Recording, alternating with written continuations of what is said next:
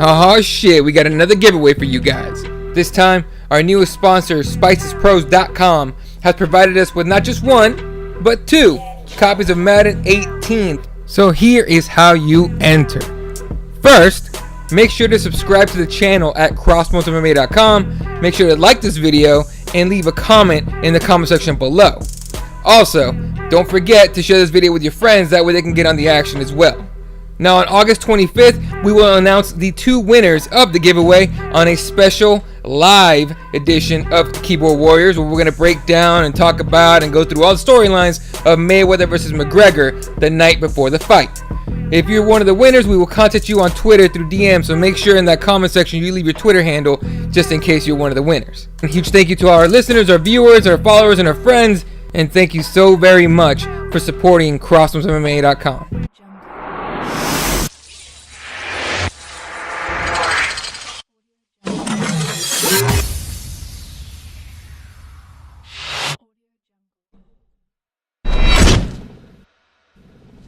Yo, sorry to interrupt. Real quick, Kevin Gastelum just posted this to his Instagram literally 20 seconds ago.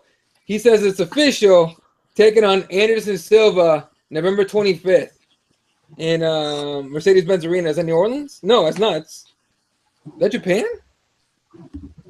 That makes sense. Japan or China, I think, is what they were rumored. Yeah, I think Japan or China. Fucking schedule doesn't go that far.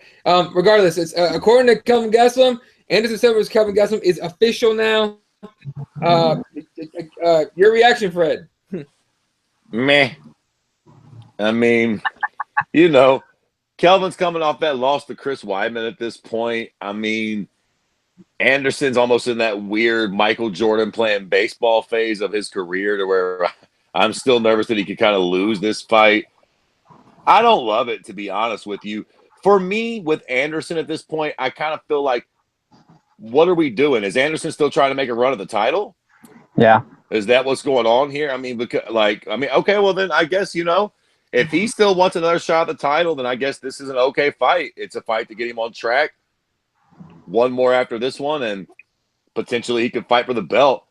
I just, he is a living legend, man, and one of the greatest of all times. I just felt like I feel like we should be doing a bit more creative matchmaking with him at this point.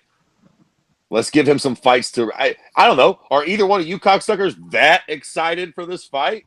I mean, all due respect to Kelvin Gastelum, it's Anderson fucking Silva, man. I'm sure it'll be competitive, but if we sat here and shot the shit, I could think of some names at 205 or at 85. Hell, he fought DC, for Christ's sakes. Let's round up a heavyweight for him to fight. Let him fight Brock Lesnar. I don't know. It's fucking Anderson, man. I just don't want to burn one of his last fights on Kelvin Gastelum. All due respect. Jesse, what do you think? I don't know. You know what? Again, this seems like another one of those Johnny Hendricks, Rashad Evans, these like old guards that they're just trying to kill off like right away. Just trying to end their careers and be like, okay, you're done. You got destroyed. We're moving on, But I don't know, man. I think I agree with Fred at this point now that Kelvin should have just gone down to 170. Just get yourself together. Go down to 170. I mean, he gave Tyron Woodley one of his best, closest fights to this day. In his most recent run of fights that he's had, next to Rory McDonald, of course. A guy that completely shut down the champ. But I mean, he could be that guy. I mean, Eddie, come on, you could be the 170 champion within a year. You just got to cut out the tacos and the horchata, all that stuff. I mean, it's delicious. I get it, but you just got to get it under control. But I mean, obviously, Fred, like, think about it though. Anderson Silva, he's just looking for that one win to, kind of present himself to a title shot, especially if it's still Bisping. Because imagine, like, he had a really close fight with Bisping. A lot of people really think that he won that fight. If he's able to win one fight here, I mean, I'm pretty sure that, he's going to be able to just go ahead and go, hey, you know what? I beat this guy that was an up-and-comer. I took the champ to a close fight. Let me have another crack at him. So, Man, listen. We got motherfucking Luke Rockhold fighting David Branch And we got Anderson Silva fighting Kelvin Gastelum. Gastelum, take your funny ass to 170. David Branch, take your funny ass to Bellator. And let's have Luke Rockhold and Anderson Silva fight. Look, Anderson, do you want the belt for real? Then fight Luke. You beat him, we'll give you a fucking title shot. Because Lord knows you deserve it. That's basically your title fight. Show us you deserve it. Because let's say that Anderson does beat Kelvin Gastelum. You know what everybody going to say. Well, Kelvin's a 170er. This is a no-win for fucking Anderson, man. It's just, I mean, the real educated MMA fan will give him his due, but most people are going to be like, well, Kelvin's going to 170 after this anyways. Blah, blah, blah. Yeah, I mean, look, I wanted him to go back to 70. I don't want to see Kelvin Gastelum anywhere near fucking 185 anymore, especially not after the beating he took at Weidman's hands. Now, do I think Silva's going to beat him? I mean, I don't know. Freddie, who are you picking? Listen, that's another thing, right? If I'm Anderson, this could be my last fight if things go south. I'd much rather get knocked out by Luke Rockhold than Kelvin fucking Gastelum. If things do go south and Kelvin knocks out Anderson, which could happen, Kelvin almost knocked out Chris Weidman at the end of that fucking, was it the first or second round? I forget. First round. First round, my bad, first round.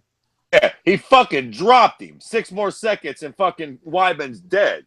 So if he can drop Weidman, he can drop Anderson.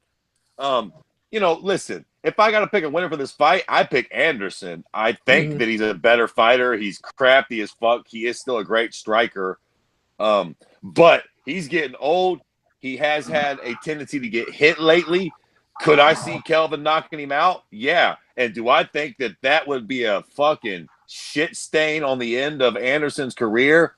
Fuck yeah. Like I said, you lose to a guy like Luke Rockhold or even Chris Weidman again or something, man. At least you kind of lose to a guy that's a legit, middleweight and probably going to be a top contender the rest of the time they're in the UFC. There's a good chance that Kelvin Gastelum isn't even going to be a fucking middleweight the rest of the time he's in the UFC, let alone a contender at middleweight. So I think it's a dangerous fucking fight for Anderson and his legacy and his career. If I got to pick a winner, I'm picking him because he's goddamn Anderson Silva. But I'm not fucking confident. And if he loses that fight, that fucking sucks, man. Yeah. Ever since the knockout, ever since Chris Weidman knocked him out, dude, everyone used to think that Silva was like unbeatable, right? He'll find a way to beat you, and just slowly but surely, he's just falling and falling. I mean, I want Silva to win this fight, and then right off if possible, unless they give him a title shot, fucking take the title shot, get paid, and see what happens from there. Especially if GSP somehow beats Michael Bisping.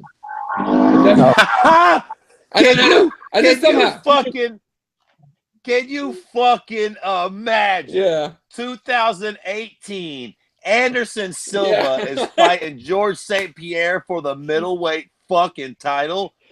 What kind of fucking weird alternate universe shit would that be? Weird.